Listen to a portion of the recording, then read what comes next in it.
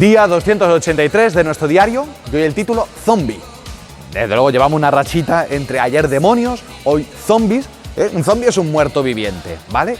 Y no es que haya zombies en el Evangelio, ¿no? Con toda esta serie de Walking Dead y compañía, todo esto. Pero sí es verdad que el Señor habla de muertos vivientes. Y vamos a ver que hay un endemoniado, el de ayer estaba en la sinagoga, en el lugar sagrado, y este está en un sitio muy diferente. ¿Dónde?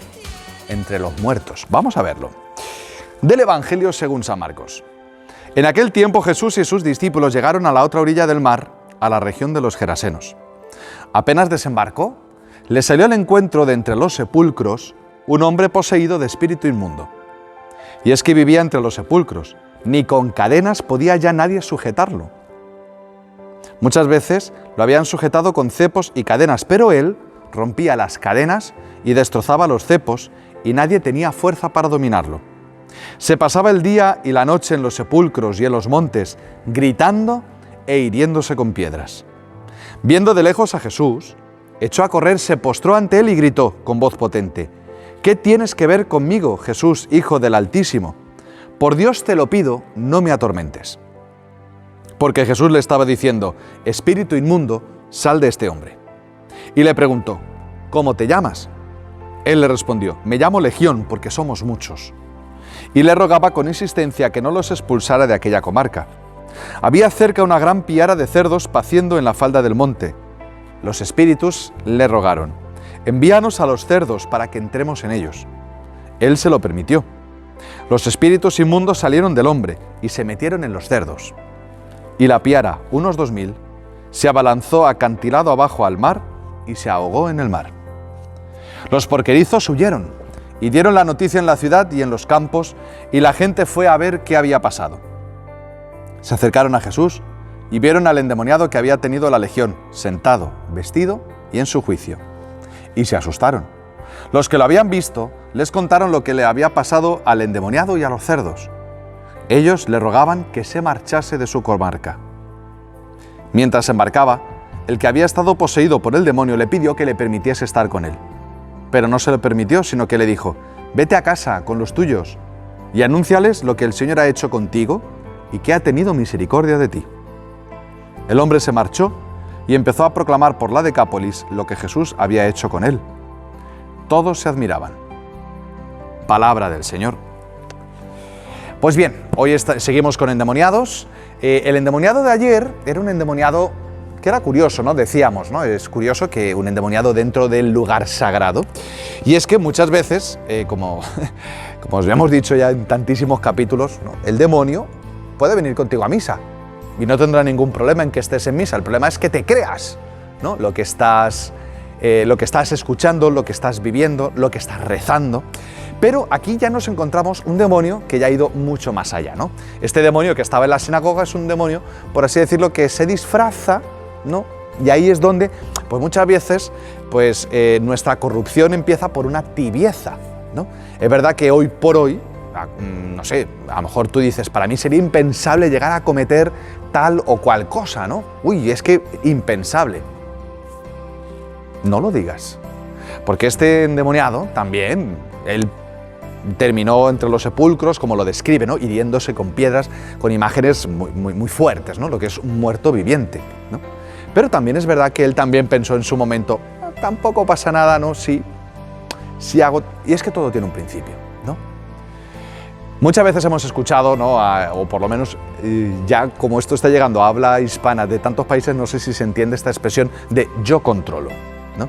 ¿Cuántas veces hay personas, ¿no? que con el alcohol, con la droga o con ciertas cosas dicen: no, yo controlo, ¿no? Yo todavía tengo el control de esto. Todo empezó por un yo controlo, ¿no? Muchas veces vemos gente que está hasta arriba de cosas y también controlaban, ¿no? Y en ese sentido el endemoniado de ayer tiene relación con este. Uno es el principio y el otro es el final. Y ninguno de nosotros estamos libres de ninguno de los dos. Porque es verdad que empieza por el demonio en la sinagoga, aquellas personas que incluso vamos a iglesia, incluso podemos ser curas, y el demonio va entrando y no nos damos cuenta, con una mediocridad, con un tampoco hace falta tanto, hombre, no vamos a ser exagerados. Es verdad que si el demonio nos lleva a la corrupción de un paso, pues tú lo ves y dices: ey, no, cuidado.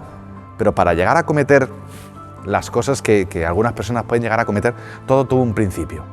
y nadie nos garantiza que tú y yo esos primeros pasos no los hemos dado ya. Por eso es necesario que Jesucristo se acerque a los endemoniados y se acerque a los espíritus inmundos y venga a sanarlos. Y sobre todo que se ve que es legión, ¿no? Lo mismo que una plaga de palomas. Lo digo porque en las iglesias donde me ha tocado estar ha habido plagas de palomas. Una palomita no hace una plaga, pero como esa palomita venga, se pose, hombre, te mancha, ¿no? Se hace sus necesidades, te deja ahí su regalito, ¿no? Y las plumas.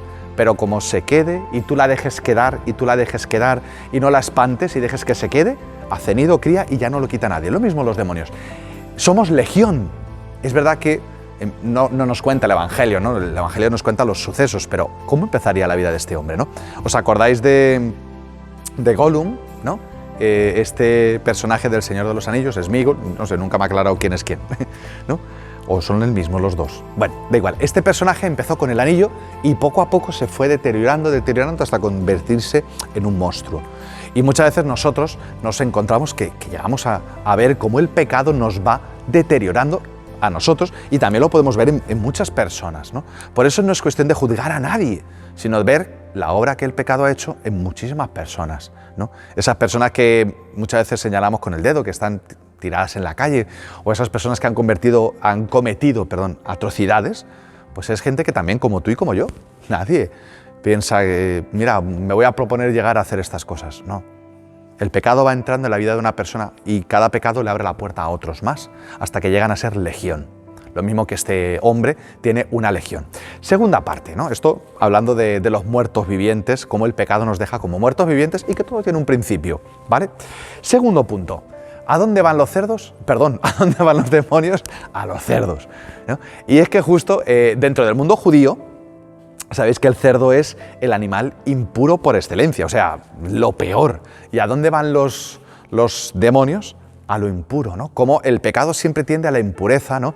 A lo sucio, a lo cochino, y al final, pues eso, el pecado va metiendo en nuestra vida. Y es que el ser humano se puede acostumbrar a lo mejor y a lo peor también. Y nos podemos acostumbrar a vivir como los cerdos, revolcándonos y comiendo donde el mismo sitio donde defecamos. Por eso se considera un animal tan impuro, porque él lo mismo hace sus necesidades que come después encima, ¿no? O sea, me da asco nada más de pensarlo, por Dios. Y así, por eso el pecado nos lleva, pues eso, a la impureza donde ya todo da igual, ¿no? Y hay un punto, fijaros, que estos no solamente lleva a la impureza, sino que lleva a la muerte, ¿no? Porque igual como intentaron acabar con este hombre, los demonios, y se hería con piedras, en cuanto entraron a los cerdos, ¡bum!, se abalanzaron, ¿no?, acantilada abajo. Y hubo personas que les cayó mal. Obviamente, claro, los porquerizos le estropearon el negocio. Oye, tú, Jesús de Nazaret, déjate de cosas y vete de aquí, porque si vas a terminar con nuestro negocio.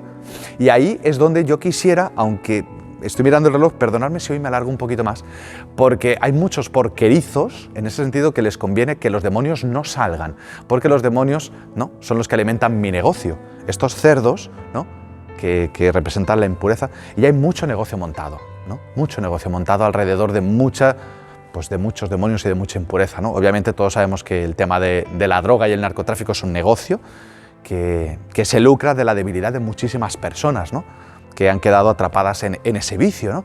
Lo mismo también, ¿no?, cuando hay muchos movimientos, ¿no?, de mujeres que reivindicáis, pues sí, cosas que son justas, ¿no?, el trato igualitario, etcétera, pero todavía no he visto ninguna manifestación que se plante delante de un prostíbulo y luche por la defensa de esas mujeres, ¿no?, que también hay un negocio detrás de ese lucro, ¿no?, y están sometidas y están humilladas y vejadas, ¿no?, también como muchas otras, solo que hay un negocio detrás y eso no se toca, ¿no?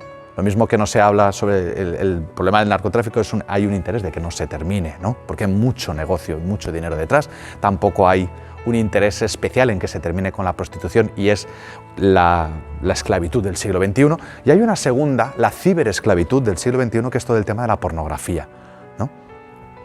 Todavía no he escuchado a nadie manifestarse contra, bueno, cuando las personas se convierten en mercancías, ¿no? Y muchas veces en la pornografía la que peor sale tratada sois las mujeres, ¿no? Y se habla mucho, obviamente, del maltrato que sufrís en muchos aspectos, en muchas cosas, pero todavía no he escuchado ningún colectivo de mujeres que digáis, estamos hartas de que la pornografía nos maltrate, y lo hace. pero como hay un negocio detrás, ¿no? Y así sucesivamente los negocios que hay detrás del aborto, ¿no?